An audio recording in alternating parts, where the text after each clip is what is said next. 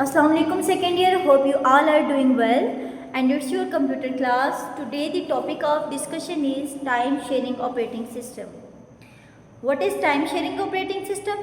Before discussing about today's lecture, let's take example कि कहाँ पे हम इस तरह के ऑपरेटिंग सिस्टम का यूज़ करें, ठीक है।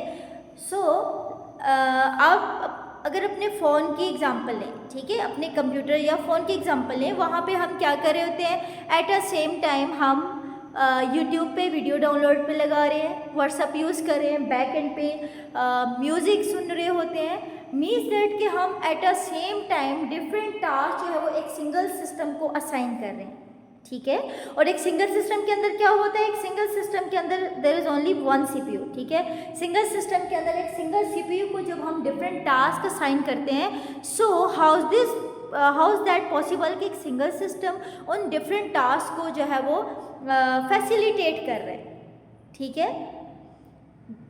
तो that is the answer of this question, and the answer of this question is next जो करेक्टरिस्टिक आपके पास आ रहा है that is the efficient resource utilization. Efficient resource utilization जैसे हमने ऊपर नीट के अंदर भी इस चीज़ को डिस्कस कर लिया कि यहाँ पे प्रॉपर मेमोरी और सीपीयू जो है वो आपके पास इक्वली जो है वो ऑपरेट कर रहे हैं, ठीक है, इक्वली वो जो है वो एक्टिव है। तो यहाँ पे जितने भी रिसोर्सेज हैं वो उनमें से कोई भी जो आपके पास रिसोर्स है वो इडल नहीं रहता, जिसकी वजह से आपके पास जो मशीन की एफिशिएंसी है वो और ज़्यादा इंक्रीज़ हो जाती है, ठीक है। नेक्स्ट मूव करते हैं वर्किंग मैकेनिज्म की तरफ, ठीक है। तो वर्किंग मैकेनिज्म को अंडरस्टैंड करने के लिए फर्स्ट हमने क्या देखना है, इस लेआउट को चेक करते हैं। आपके पास यहाँ पे आपको क्या नजर आ रहा है, एक सिंगल सीपीयू, और यहाँ पे क्या है, user A, user B, user C, user D. Now let's see कि आपके पास time sharing operating system in different task को कैसे एक सीपीयू, सिंगल सीपीयू से जो है वो प्रोसेस करवाता है। सो यहाँ पे क्या नजर आ रहा है, सिंगल सीपीयू। यहाँ पे जो मैकेनिज्म स्टार्ट होते हैं वो क्या होता है कि डिफरेंट यूजर डिफरेंट प्रोसेस जो है वो सीपीयू को असाइन करते हैं। सीपीयू कितना है, ए, ठीक है।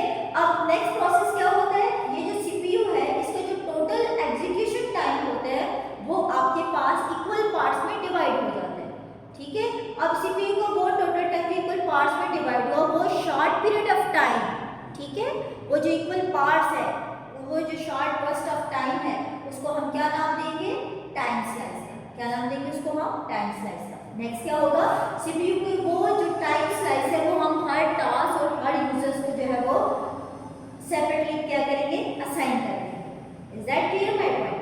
अब क्या होगा, यूजर ए के पास भी इक्वल टाइम है, यूजर बी के पास भी, यूजर सी के पास भी, यूजर डी के पास भी, लेकिन यूजर्स को क्या फील आ रही है कि आपके पास हर यूजर्स को जो है वो डिफरेंट सीपीयू जो है वो असाइन किए गए, जबकि ऐसा नहीं होता। आपके पास हर यूजर या हर प्रोसेस जो है वो एक सिंगल सीपीयू के अंडर रहते हुए जो है वो प्रोसेस हो रहा है।